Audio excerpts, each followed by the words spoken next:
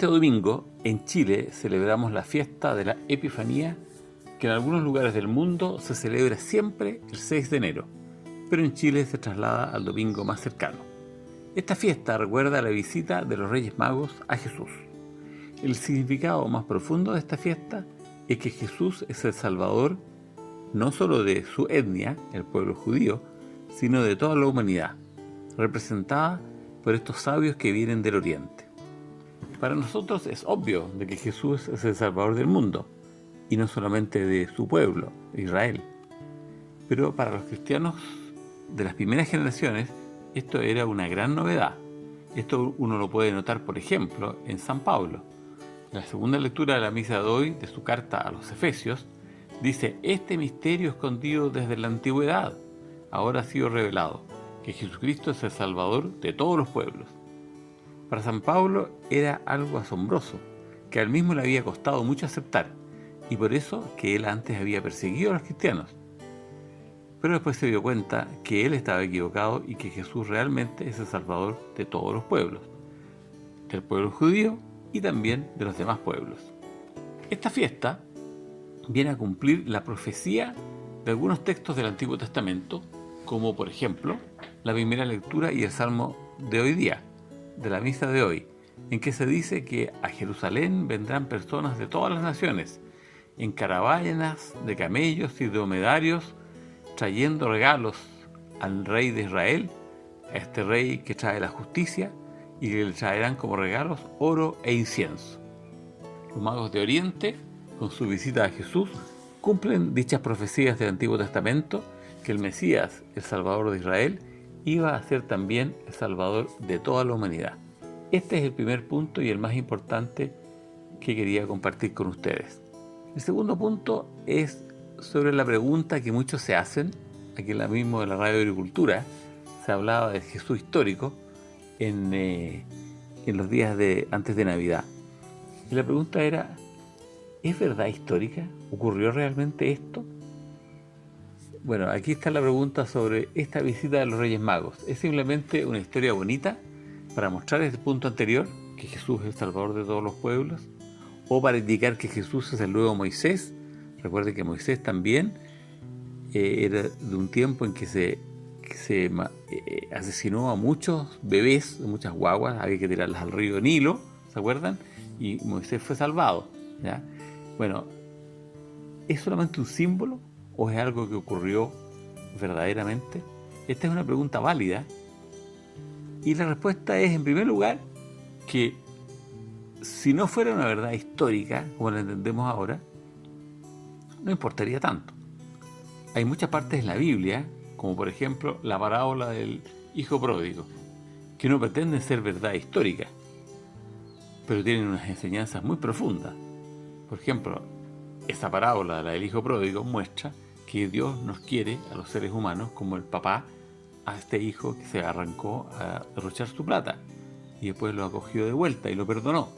Bueno, en la Biblia hay textos que no pretenden ser verdades históricas. Otros sí. Bueno, este no es tan claro. Yo creo que es verdad histórica, pero si no lo fuera, mi fe no tambalea en nada. Y espero que la de ustedes tampoco. Este evento de la aparición de una estrella y relacionada con el nacimiento de un rey,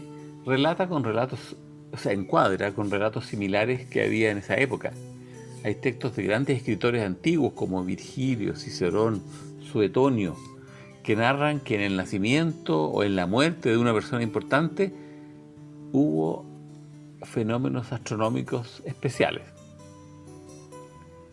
Y siempre ha habido gente que conecta los fenómenos astronómicos con eventos históricos. Incluso nosotros recién tuvimos un eclipse. Un año y medio atrás tuvimos otro eclipse. Bien, ¿qué significado tenía? La gente, muchos dicen nada, pero dicen algunos: mire, justo después vino el estallido social y vino la pandemia. ¿No será una coincidencia? ¿No será? Bueno, hay gente que cree esas cosas. Yo no. Yo creo que no hay relación entre esas cosas, pero la gente hace 2000 años estaba convencida que sí, había una conexión muy profunda. Por lo tanto, para la gente de la época en que San Mateo escribe su evangelio, era algo natural conectar un fenómeno astronómico con el nacimiento de una gran persona, en este caso, nada menos que del Hijo de Dios, del Mesías. Pero otro punto que tiene que ver con la verdad histórica. Bueno, en la época de Jesús, el pueblo judío estaba disperso por el mundo conocido. Muchos habían vuelto a vivir en lo que actualmente es Palestina, pero ya desde hacía 600 años había judíos viviendo en distintas partes del mundo, en Roma, en Grecia, en lo que se llamaba antiguamente Asia, que es lo que actualmente es Turquía, en Egipto, en Libia, en Armenia. Y estaba el caso, por ejemplo, de Abilene, un pequeño reino cercano a Armenia, un reino vasallo del imperio persa, donde los reyes se habían convertido a la religión judía justamente en el siglo I, es decir, cerca del nacimiento de Jesús. Bueno, y eso ocurrió también en reinos de otros lugares del mundo, por ejemplo, en el sur de la provincia arábica. Los judíos tenían una religión muy especial y obviamente cuando se iban a vivir a otras partes, compartían su fe con la gente de esos lugares. Mucha gente los rechazaba, porque era extraño en esa época en que todos los pueblos eran politeístas, que hubiera un pueblo monoteísta. Pero a la gente más culta le llamaba mucho la atención el monoteísmo. Recuerden que los grandes filósofos griegos llegaron a la conclusión de que Dios es uno solo. Aristóteles incluso lo define como el primer motor inmóvil. Bueno, había gente culta en muchas naciones que se interesaba por las ideas religiosas del pueblo judío, que creía en un solo Dios. Y pensaban, a lo mejor los judíos tienen razón. Y por lo tanto se interesaban en estudiar sus escrituras, sus costumbres, sus creencias, sus esperanzas, como por ejemplo el nacimiento del Mesías. Hay textos en la Biblia, como el relato en el libro de los Números, sobre un tal profeta Balaam, que no era judío, y le piden maldecir al pueblo judío, y en lugar de eso, Dios lo inspira a bendecir al pueblo judío. Bueno, ahí él anuncia una estrella y la relaciona con el cetro de Jacob, es decir, conecta el nacimiento de una estrella con un rey en Israel, es decir, con el Mesías. Entonces, que hubiera gente que fuera a Israel porque hay una estrella que nació y conectarla con el nacimiento del rey de Israel, del Mesías, no es tan raro. Bueno, ¿quiénes son los magos? La palabra es magoi.